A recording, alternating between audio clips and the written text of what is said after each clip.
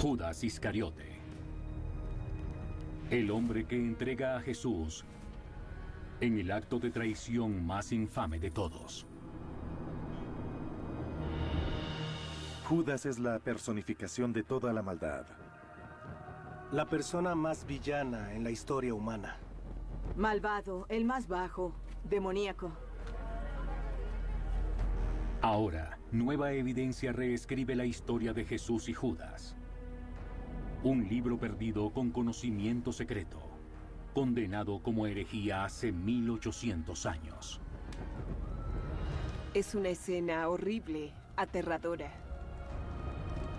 ¿Podrían nuevas pistas revelar el verdadero significado del Evangelio de Judas?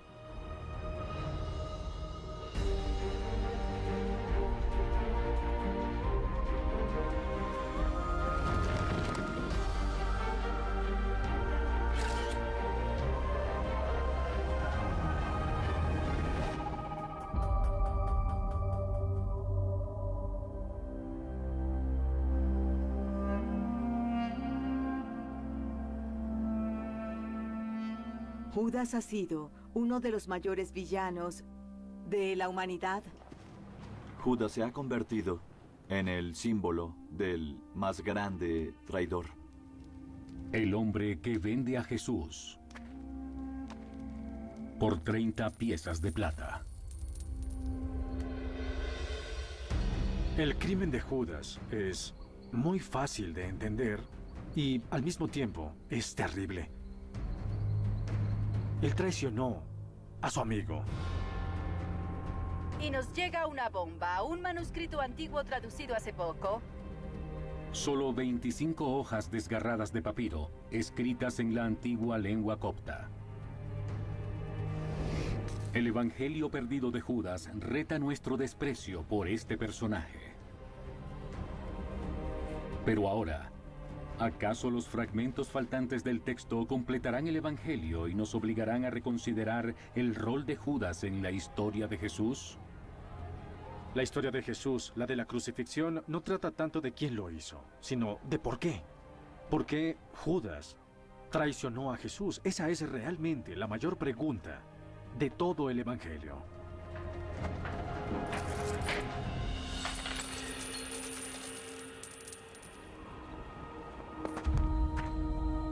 En los Evangelios del Nuevo Testamento, Jesús inicia su misión viajando por Galilea y Judea, reuniendo seguidores.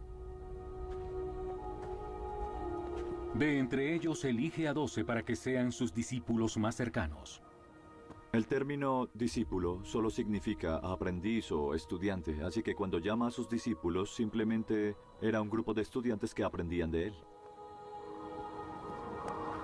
Los discípulos provienen de un amplio rango de profesiones, desde pescadores hasta recolectores de impuestos. Jesús hizo un reclutamiento deliberado y él quería formar un grupo diverso. Judas pudo haber sido uno de los primeros que reclutó. Jesús era bueno juzgando los caracteres. Todo el que Jesús eligió como discípulo debió haber tenido algo a su favor. Judas era el tesorero de los 12 discípulos de Jesús. Era a quien Jesús le confiaba el dinero. Jesús veía en Judas el tipo de hombre que quería como seguidor.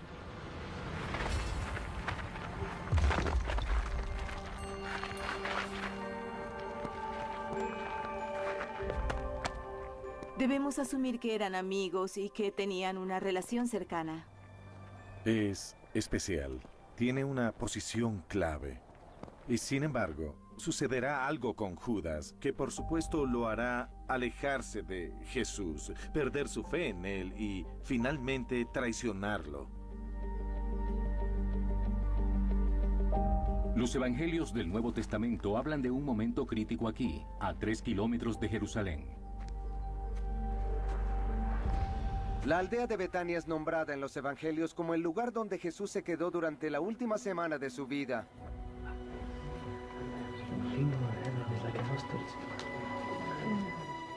El Evangelio de Juan ubica la escena en la casa de Lázaro, el hombre que Jesús resucitó de entre los muertos. Solo unos días antes de su crucifixión, una mujer se acercó a Jesús y ungió sus pies con aceites y perfumes costosos. María unge a Jesús con esencias de nardos, el Chanel 5 de la antigüedad, y usa un frasco que es el sueldo de un año de un trabajador. Quienes lo vieron se escandalizaron, se impactaron. Y nadie más que el tesorero del grupo, Judas. ¿Por qué se desperdició así el ungüento? ¡Déjala, Judas! Jesús ha estado predicando un mensaje sobre los pobres, un ministerio para ellos, regalar tu abrigo, y de pronto permite que esta mujer vierta una enorme cantidad de dinero en perfume sobre él. Este aceite pudo venderse por más de 300 dinares. Es como un juego de reglas para los discípulos y otro juego de reglas para Jesús. Podemos ver por qué este evento molestaría a Judas.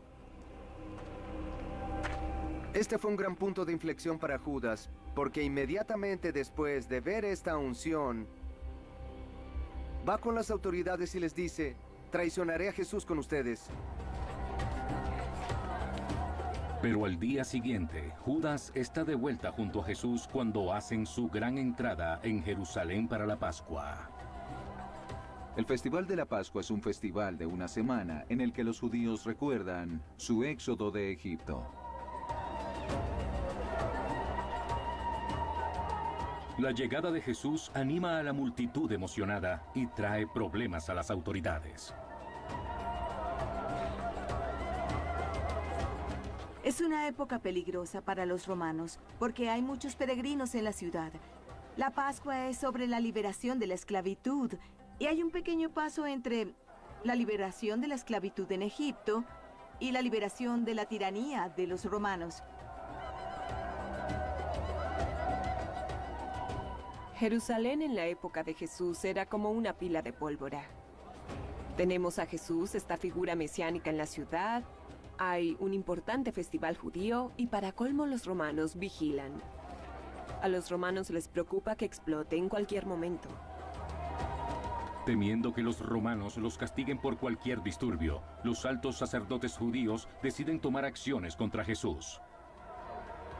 La escena está lista para la mayor traición en la historia.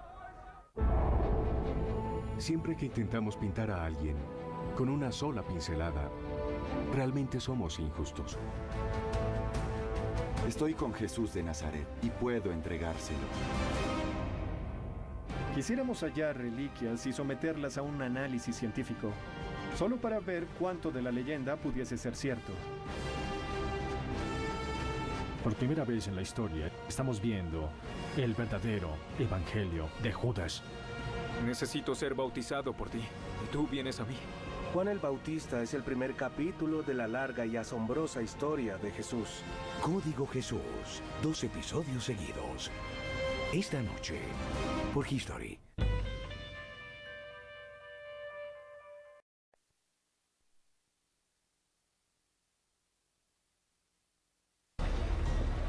Judas Iscariote, el hombre que traiciona a Jesús. La pregunta es, ¿por qué? ¿Sabe Judas lo que hace? ¿Es solo resentimiento de Judas? ¿Está desilusionado o solo confundido? No sabemos qué impulsó a Judas a hacer lo que hizo. Imagino muchos motivos. En el Evangelio de Mateo, Judas traiciona a Jesús por 30 piezas de plata.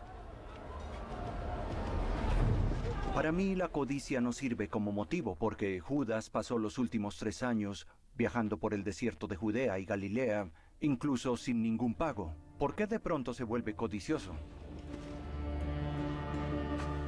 ¿Y qué más habría motivado a Judas a traicionar a Jesús? Estoy con Jesús de Nazaret y puedo entregárselo. Algunos expertos creen que Judas era un celote. Zelota es un término técnico para un grupo de revolucionarios que se oponen firmemente a la ocupación romana. Si Judas era uno de estos revolucionarios, tal vez se sintió frustrado porque Jesús no tomaba acciones suficientes, no lo hacía en público ni ejercía presión. Tal vez entregó a Jesús con la esperanza de que el crear una confrontación entre Jesús y los romanos sería la chispa que haría que Jesús iniciara los eventos que derribaran el Imperio Romano. Estas intrigas políticas forman el telón de fondo de una de las escenas más celebradas en la vida de Jesús, la Última Cena. Este lugar es llamado el Cenaculum. Proviene de la palabra latina cena.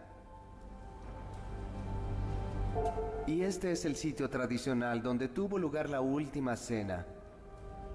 Cuando Jesús y sus discípulos se reunieron para la Última Cena, la tensión aumentaba mucho. Durante la semana que habían estado en Jerusalén, aumentaron los conflictos con las autoridades. Algo grande estaba por ocurrir. Vamos, vamos.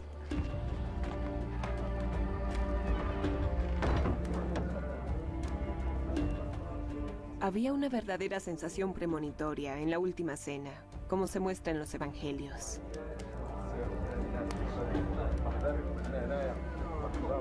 Es ese momento en la comida, en esa intimidad. Comer con alguien es como ser una familia. Jesús les anuncia que uno de ellos, uno de los 12, lo traicionará.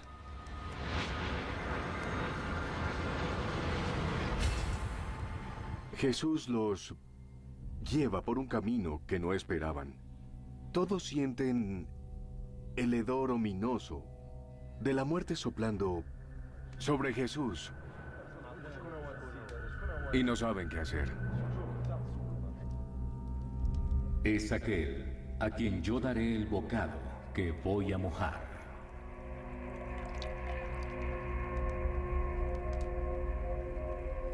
Es Judas quien es identificado como el que lo traicionará.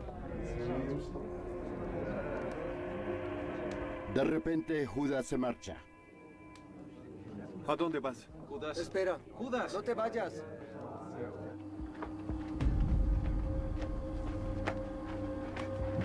Tienes la Última Cena. Tienes el jardín de Getsemaní. Y es como una noche sin fin. Mientras los discípulos duermen, Jesús pasa la noche orando.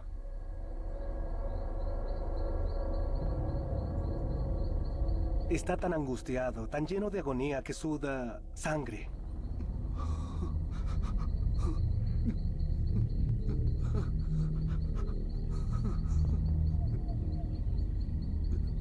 Aquel a quien bese será el hombre. Arréstenlo y llévenselo.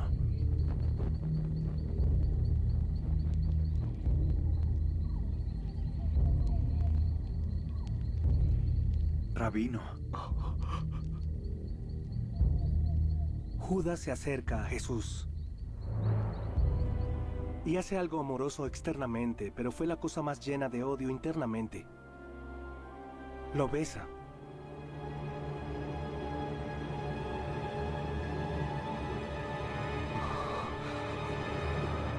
¡Jesús de Nazaret! ¡No!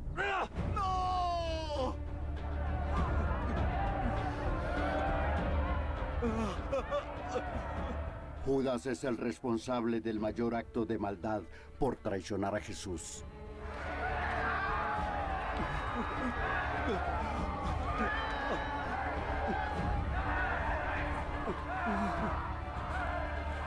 Desde ese momento, el nombre de Judas es sinónimo de traidor.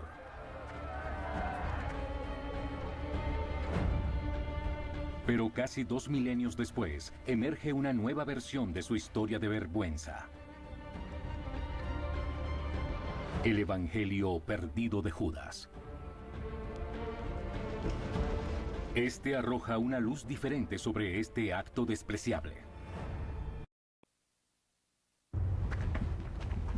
1978. Una misteriosa caja de piedra es desenterrada en el desierto egipcio. Contiene lo que parece ser un texto bíblico escrito en un lenguaje antiguo. Nadie sabe aún lo que dice. Es como una mezcla entre el halcón maltés y una película de Indiana Jones. Este intrigante documento llega al sombrío mundo del mercado negro de antigüedades y reaparece en Ginebra. Allí están los bancos, allí los adinerados. Es el mercado negro más exclusivo que hayan visto. Stephen Emmel, un especialista en lenguajes antiguos, llega a Suiza para investigar. El gobierno egipcio no otorga permiso para remover artefactos, a menos que hayan sido parte de una empresa arqueológica. Así que asumimos que los manuscritos son ilegales. La sensación era que la reunión era clandestina.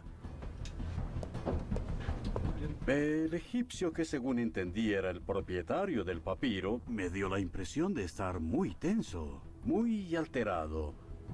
Tuve la impresión de que podría ser la clase de persona que lleva un arma. Emmel y sus colegas estaban siendo presionados para determinar su valor sin saber exactamente de dónde provenían estas páginas. Comencé a ver el nombre Judas. Era una palabra en copto que no conocía. Nos interesaba comprarlos. ¿Pero cuál era el precio? Y detonó la bomba. El hombre quería $3 millones. Era mucho más de lo que podían pagar. El egipcio le señaló a su socio que cerrara las cajas, y ese fue el final de la reunión. Un año después de ver el códice copto en Ginebra, el propietario lo llevó a Nueva York e intentó venderlo, pero sin éxito. El propietario deposita el códice en la bóveda de un banco. Permanece allí por casi 2 décadas, hasta que otro comprador finalmente lo persuade a venderlo. Allí estaba yo, abriendo la caja fuerte. Todas las páginas estaban pegadas, y los fragmentos de páginas volaban por allí. Aún sin estar segura de qué es el manuscrito, Chacos lo lleva a Yale. Dijeron, ¿sabes lo que tienen ahí? Se trata de algo que solo ha sido sugerido en la antigüedad. Por primera vez en la historia estamos viendo el verdadero evangelio de Judas. Pero hay malas noticias. La restauración costará una fortuna. Chacos necesita a alguien con contactos muy adinerados. Conozcan al comerciante de manuscritos Bruce Ferini.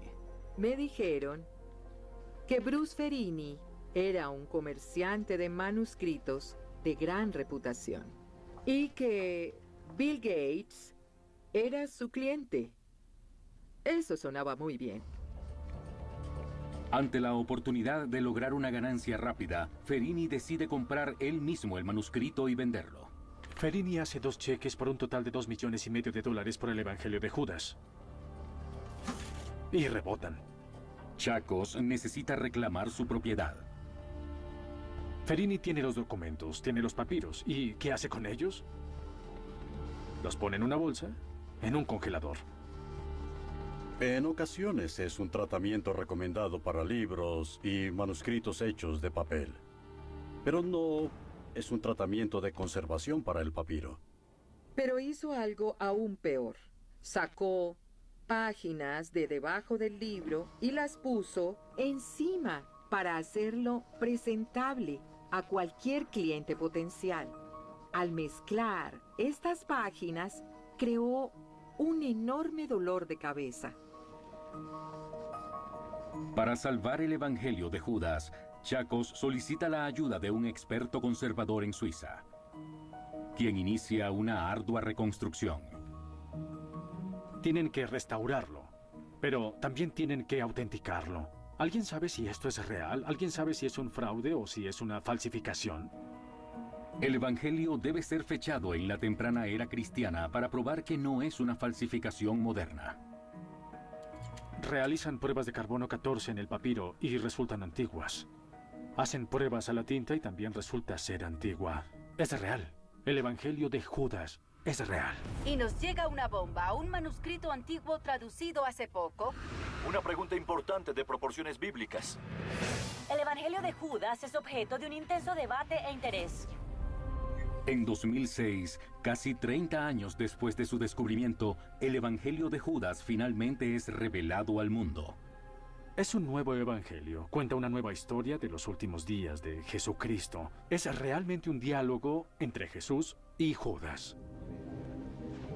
Es la única copia conocida de un texto escrito originalmente en el siglo II de nuestra era. El verdadero autor del Evangelio de Judas aún es desconocido. No es el Evangelio según Judas.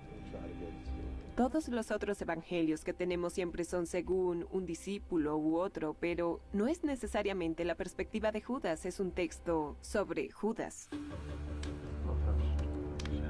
El Evangelio usa la escena familiar de la Última Cena para crear una imagen muy diferente de Judas y Jesús de la que aparece en la Biblia. En los evangelios del Nuevo Testamento, Jesús es un mentor. Es amable con todos sus discípulos. El Jesús que conocemos en el Evangelio de Judas es un poco diferente al Jesús que conocemos de las páginas del Nuevo Testamento. Es un personaje mucho más misterioso, que habla en acertijos tan difíciles de entender que muchas veces nos tomamos la cabeza al leerlos. Que el más fuerte de entre ustedes traiga al humano perfecto. Pero el personaje de Judas también es completamente diferente. Los otros discípulos no logran entender a Jesús. Y solo Judas tiene el valor de hablar con él. Sé quién eres y de dónde has venido. Y no soy digno de murmurar el nombre de quien te envió. Judas es señalado como el único discípulo con quien Jesús puede hablar abiertamente. Judas entiende. Él habla en privado con Judas y le explica la cosmología, su propio destino y el rol que tendrá Judas en la historia humana. Este evangelio perdido parece dar una nueva explicación a la traición de Jesús y exonerar al hombre denigrado por toda la historia, Judas Iscariote. En el Evangelio de Judas, en la Última Cena, Jesús elige a Judas como el único discípulo que recibirá conocimiento secreto a través de una extraña visión. ¡Maestro! De pronto están en una nube, un lugar luminoso. Tuve una grandiosa visión.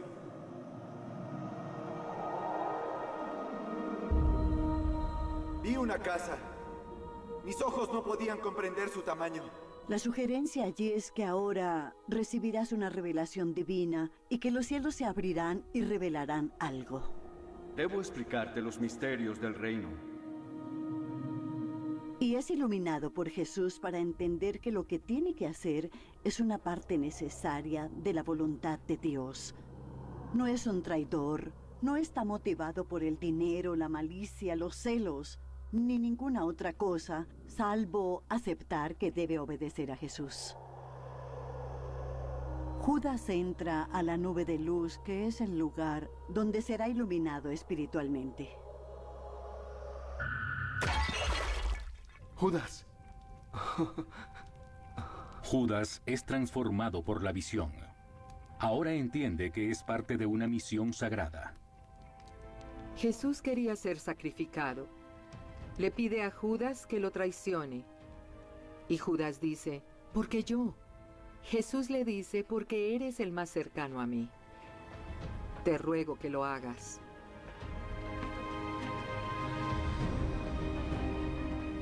Él entiende lo que ocurre, está ayudando a Jesús y sabe que por lo que está obligado a hacer, será odiado para siempre.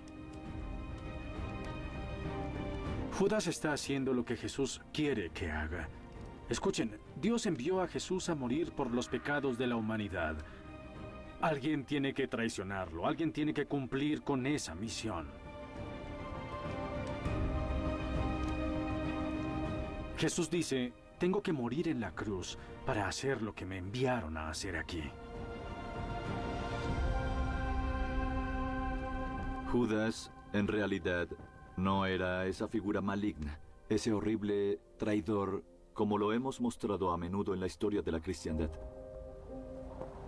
Judas, el mayor de los traidores, ¿es de hecho un héroe? Esto es increíblemente impactante. El Evangelio de Judas cambia totalmente la relación entre Jesús y Judas. Ahora Judas no es un traidor, sino un aliado confiable, elegido por Jesús para ayudarlo a cumplir el plan divino de Dios.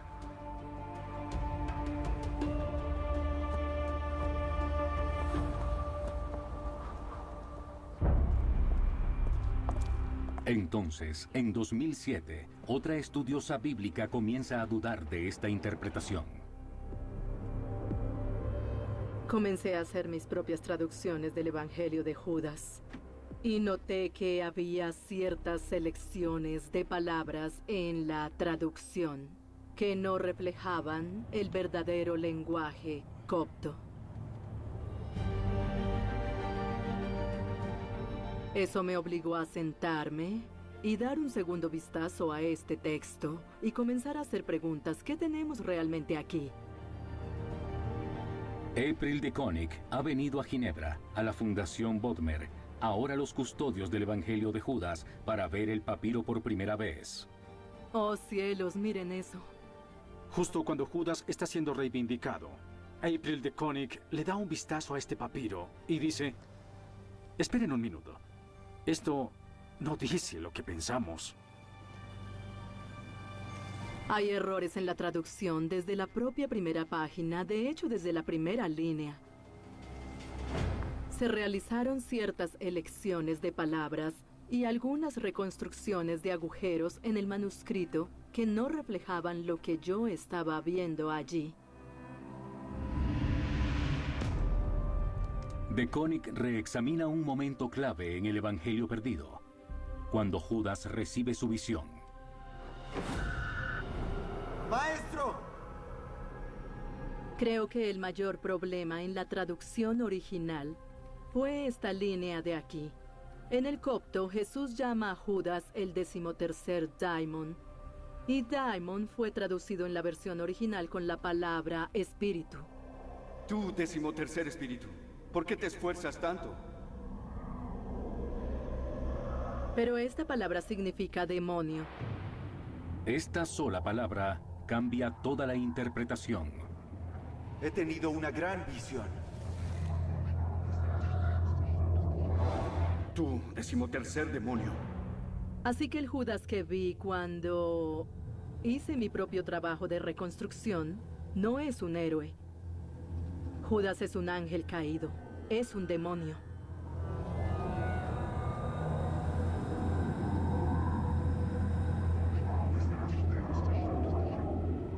Y mirad, de la nube aparece un ángel.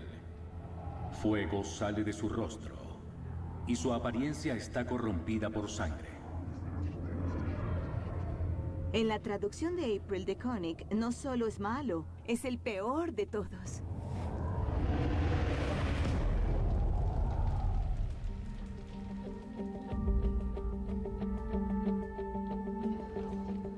Pero en 2008, piezas del Evangelio de Judas no vistas anteriormente comienzan a aparecer. Siempre hay un giro final en la historia de Judas. Y aquí tenemos otro. Bruce Ferini, el comerciante de Ohio, conservó algunos de los fragmentos de papiro del Evangelio de Judas. Estas piezas fueron confiscadas junto con los otros activos de Ferini cuando entró en bancarrota. Por primera vez, el Evangelio de Judas está completo.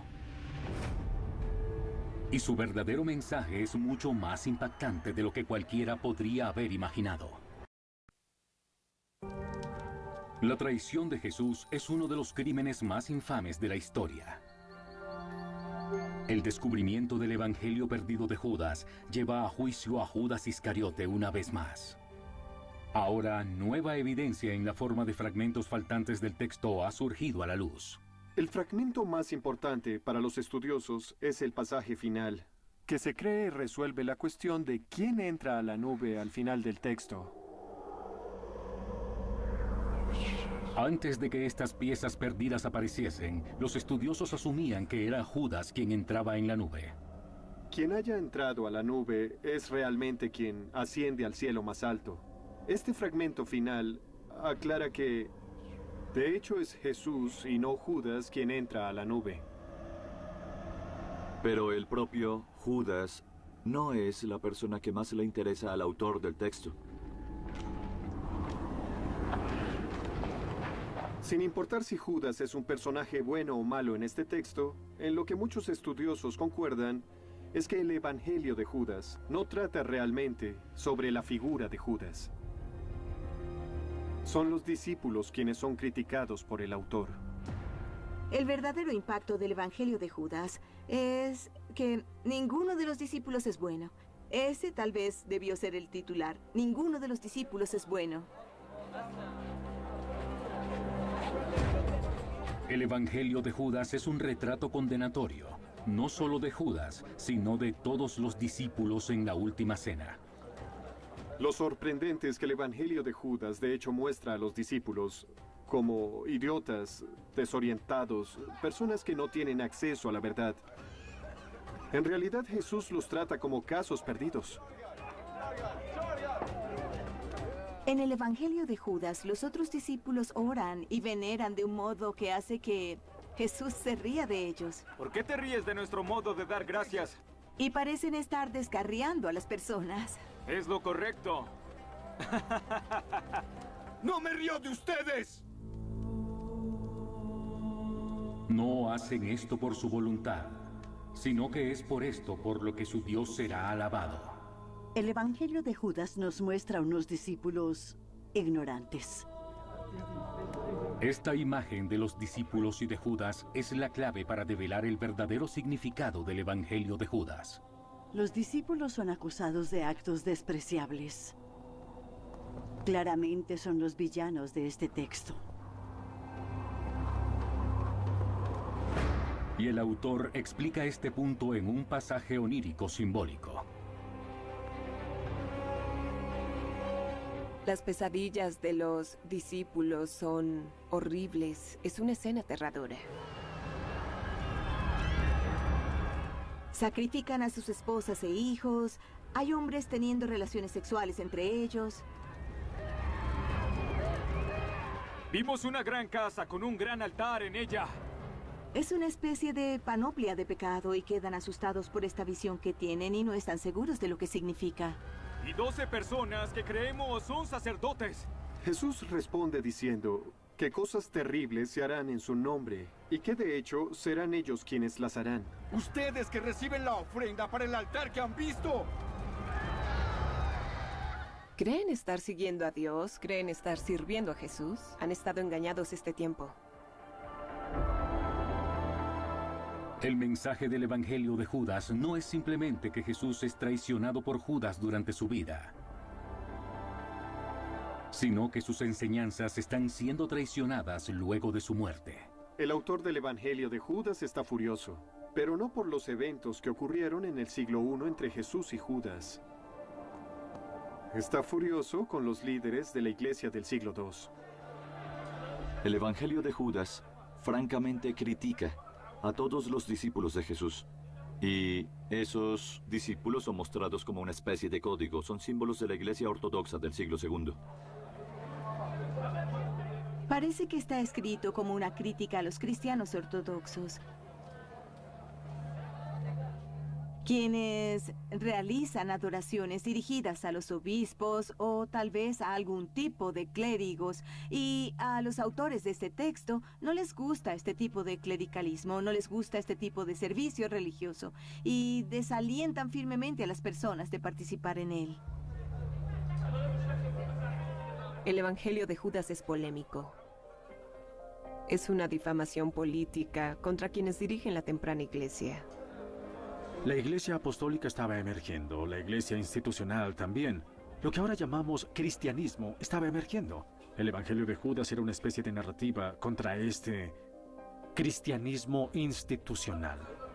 Escrito décadas después de los evangelios del Nuevo Testamento, el Evangelio de Judas es menos una historia sobre Jesús que una condena al liderazgo de la temprana iglesia. Nos da una imagen alterna de la formación del cristianismo. No muestra necesariamente el desarrollo armónico del cristianismo. Hay quienes disienten, hay personas que creen que las cosas marchan por el mal camino. El Evangelio de Judas sugiere que el liderazgo de la iglesia está equivocado, que es más diabólico que divino. Es tan controversial el Evangelio de Judas que en el año 180 de nuestra era, el obispo de Leone lo declara hereje. Puedo imaginar fácilmente a las personas descartando este texto como hereje.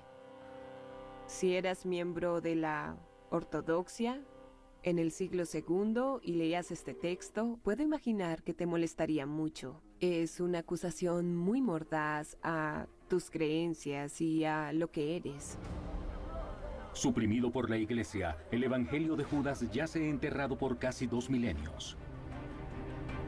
Pero la historia no perdona a Judas, ni olvida su destino. El recién descifrado Evangelio de Judas es más que solo la historia del discípulo más infame. Entonces, ¿por qué es llamado el Evangelio de Judas? El autor del Evangelio de Judas eligió a este como la figura principal en el texto porque Judas fue una figura notable, llamaba tanto la atención en la antigüedad como lo hace ahora.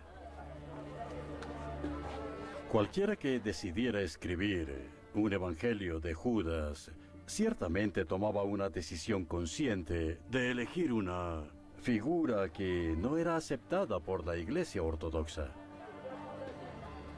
El personaje de Judas en el Evangelio de Judas no es muy diferente del Judas que podemos ver en las páginas del Nuevo Testamento.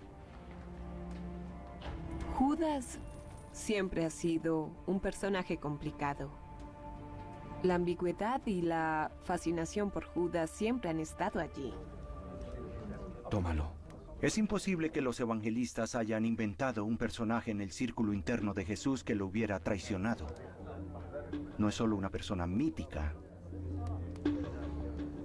Judas evidentemente es alguien que atraviesa conflictos. Es alguien real con emociones reales. Es una persona que tenía grandes esperanzas en Jesús. Esas esperanzas se vieron destrozadas. Exageró su reacción y guió a las autoridades judías hasta Jesús en el jardín de Getsemaní. Y no es el final de la historia. No podemos saber realmente lo que le ocurrió a Judas luego de traicionar a Jesús. ¿Siguió a Jesús durante el juicio para ver qué sucedía? ¿Acaso vio a Pilatos condenarlo a muerte? ¿Acaso tal vez presenció los azotes? ¿Y tuvo que sentir la realidad de lo que había hecho? Cuando queda claro que no solo se desharán de Jesús, sino que lo avergonzarán públicamente en una cruz. Judas debió haber sentido dudas. Luego de que Jesús fuera condenado, tuvo que haber una parte de él que sintió remordimiento. Judas se siente culpable. Después de hacerlo, vemos mucha de su conciencia. ¡He pecado! ¡Al traicionar sangre inocente! Toma el dinero y lo arroja. Es dinero con sangre y no quiere ensuciarse sus manos. Hay algo aterrador sobre Judas y es que podrías estar muy bien y cometes un error del que no te recuperarás.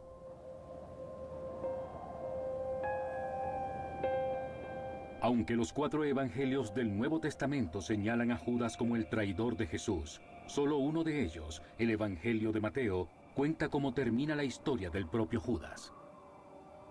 Para mí la historia de Judas es una historia trágica. No es la historia de Dios que abandona a Judas, sino de Judas que se abandona a sí mismo. Él se lamenta, pero no se arrepiente. Y no confía en poder ser perdonado, así que se ahorca en su desesperación.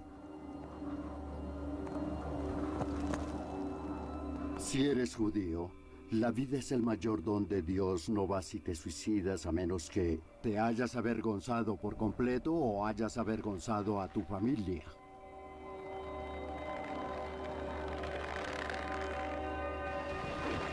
Judas probablemente sea la figura más trágica de la historia, la persona que traiciona al Hijo de Dios y luego se suicida. No imagino una historia más trágica que la de Judas.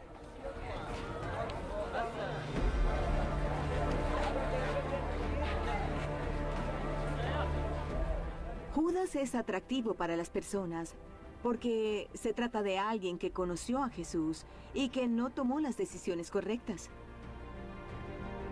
Siento pena por Judas porque de muchos modos se ha convertido en un gran villano. Sin embargo, era humano.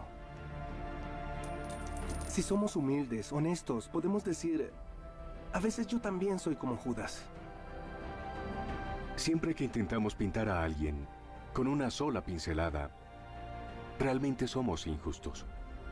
Cuando intentamos mostrar a Judas como si solo fuese malo, no lo vemos del modo en que Jesús lo veía. Y si lo vemos como un monstruo, perdemos el sentido de la humanidad.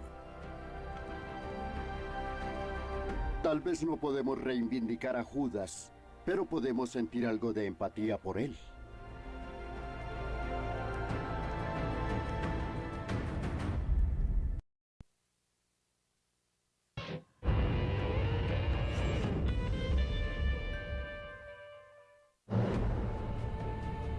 Una antigua caja funeraria, grabada con el nombre de Santiago, hijo de José, hermano de Jesús.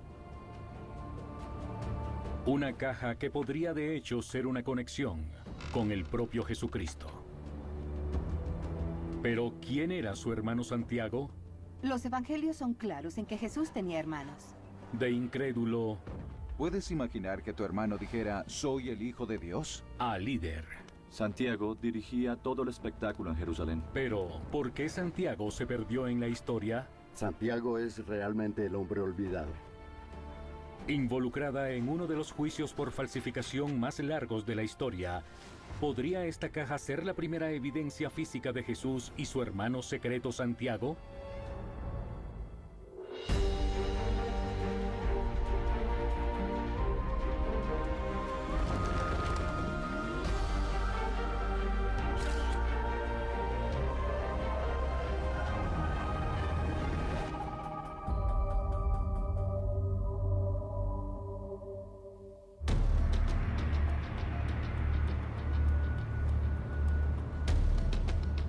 Otoño de 2002. El Museo Real de Ontario en Toronto, Canadá, abre sus puertas a lo que podría ser el descubrimiento más importante en la arqueología bíblica. Una caja fúnebre de piedra caliza, conocida como osario, fechada científicamente en la época de Cristo. A un costado, una inscripción en arameo antiguo que dice: Santiago, hijo de José, hermano de Jesús.